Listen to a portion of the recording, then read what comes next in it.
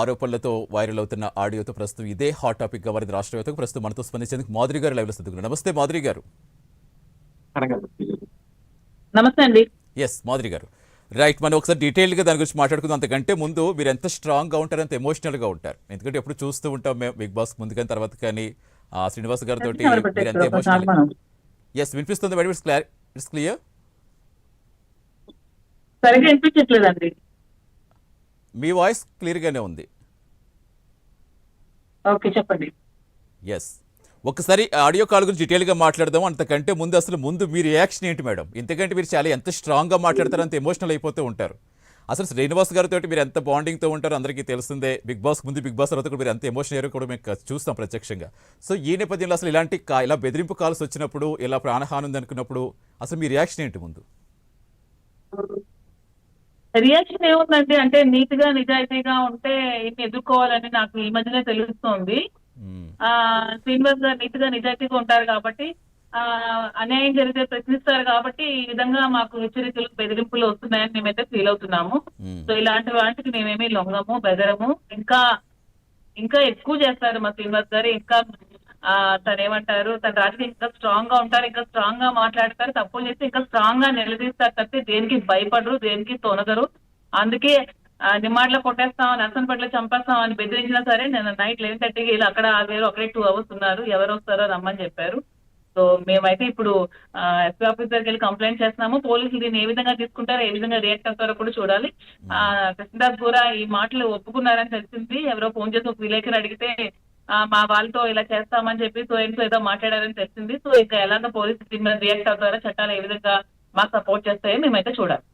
Yes, మీరు చెప్పినట్టుగా డెఫినెట్గా అయితే ఆయన స్పందించడం మనం చూస్తాం. స్పందించారు. నాకు ఎందుకు కోపం ఉంటుంది, శ్రీనివాస్ గారి మీద కోపం లేదు, బట్ ఎందుకు నాపై లేనిపోయిన విమర్శలు చేస్తున్నారనే దాని మీద నేను మాట్లాడిన అప్పన్నతో మాట్లాడింది వాస్తవమే ఒప్పుకున్నారు. అదే అంటే మేడం, అంటే ఇప్పుడు ఒకసారి మన కాల్లోకి వెళ్తే మీరు ఇందాక చెప్పారు శ్రీనివాస్ గారు ఎంత డేరింగ్గా ఉంటారో మన అందరికీ తెలిసింది. ఎప్పటి నుంచి ఆయన ఎప్పుడైనా ఏదైనా సరే నిజాన్ని నిర్భయంగా, స్వపక్షమైన విపక్షమైనా సరే. అసలు ఏంటంటే ఉత్తరాంధ్రలో స్ట్రాంగ్ గా, డేరింగ్ అండ్ డాషింగ్ గా ఉన్న ఏకైక నాయకుడు ఎవరైనా ఉన్నారంటే దువ్వాడ శ్రీనివాస్ గారు అండి. సో అందుకనే ముందు నుంచి దువ్వాడ శ్రీనివాస్ గారిని వాళ్ళు ఎప్పుడు కమ్యూనల్ గా తొక్కాలనే చూస్తారు. శ్రీనివాస్ గారిని ఎప్పుడు కూడా ఎదగనివ్వరు. అప్పుడు కూడా వైఎస్ఆర్ ఉన్నప్పుడు సేమ్ ఇదే విధంగా సస్పెండ్ చేయించారు. ఇప్పుడు కూడా సేమ్ ఇదే చేశారు. ఇది ఎక్కడ స్టార్ట్ అయిందంటే ఎలక్షన్ లో మన రిజల్ట్ ఓడిపోయిన తర్వాత ఒక మీటింగ్ లో జగన్మోహన్ రెడ్డి గారు మీటింగ్ కండక్ట్ చేశారు. కండక్ట్ చేసినప్పుడు జిల్లా ప్రెసిడెంట్ ని మార్చాలని ఒక మీటింగ్ పెట్టారు. పెట్టినప్పుడు ప్రతి ఒక్కరికి కూడా మీటింగ్ లో అందరికి క్వశ్చన్స్ అడిగారు అనమాట. జగన్మోహన్ రెడ్డి గారు ఎవరికి మీరు జిల్లా మళ్ళీ ప్రెసిడెంట్ గా చేద్దాం అనుకుంటున్నారని క్వశ్చన్ చేసినప్పుడు శ్రీనివాస్ గారు అయితే సీతారాం గారిని పెట్టండి అని చెప్పడం జరిగింది.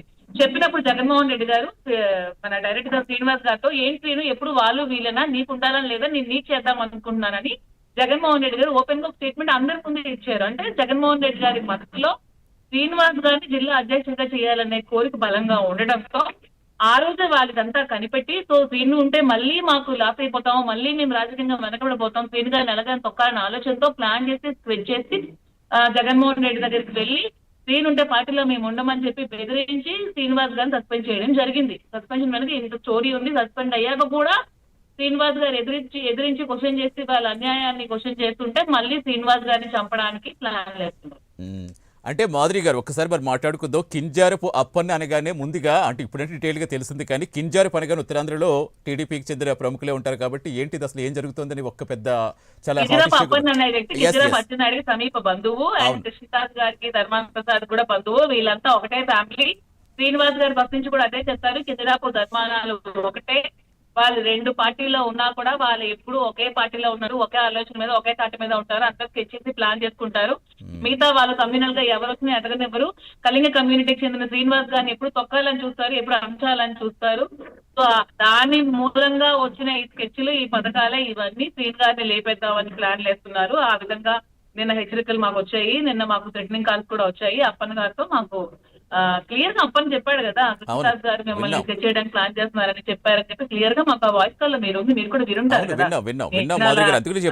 చేయలేదు, నేను మామూలుగా చెప్పాను అని చెప్పి అది సమాయించవచ్చు. కానీ అక్కడ ఆ మీటింగ్ లో ఉన్న వ్యక్తి అయితే ఉన్నారు కదా, మీరు కాల్ తీయండి. నిన్న ఏ టైంలో కృష్ణదాస్ గారు ఇవన్నీ మన అప్పన్న గారు కలుస్తున్నారు, ఇవన్నీ ఎంక్వైరీలు తెలిసిపోతాయి కదా, ఎంక్వైరీ చేస్తే. కృష్ణదాస్ గారు ఒప్పుకున్నారు కదా, అంటే అప్పన్నతో మాట్లాడిన మాట వాస్తవమే, కానీ నేను ఇలాగ ఎందుకు ఎక్కువ చేస్తున్నారో తగ్గించుకోమని చెప్పినట్టుగా చెప్పాను తప్పించి ఈ విధంగా చెప్పలేదని చెప్తున్నారు. సరే దానికి సంబంధించి తర్వాత వద్దాం మేడం. అంటే ఇప్పుడు కాలుకు ముందు మీరు కాలు మాట్లాడుతూ మాధురి గారు అవినీతిని క్వశ్చన్ చేయడం తప్ప, వీళ్ళు మాట్లాడిన మాటలు తప్పని ప్రశ్నించడం తప్ప, ప్రశ్నించడమే శ్రీనివాస్ గారు తప్ప, ఉమ్, వీళ్ళు ఇసుకలు ఎన్ని దందాలు చేశారు, ఎన్ని లంచాలు తీసుకున్నారో మాకు తెలీదా? వాళ్ళ కొడుకు ఎంత లంచకుండా ఎవరికి తెలీదా? నర్సంపేట నియోజకవర్గంలో ఎవరికి తెలీదా? ఎంత లంచాలు తీసుకున్నారో ఎవరికి తెలీదా? నా దగ్గరే తీసుకున్నాడు వాళ్ళ కొడుకు లంచం. ఉమ్, ఉమ్. కాదు మేడం, అంటే ఇప్పుడు కాల్ మాట్లాడేటప్పుడు మీరు చెప్పారంటే అంతకుముందు మీకు చేస్తారా అప్పన్న గారు, లేకపోతే శ్రీనివాస్ గారికి చేస్తారా?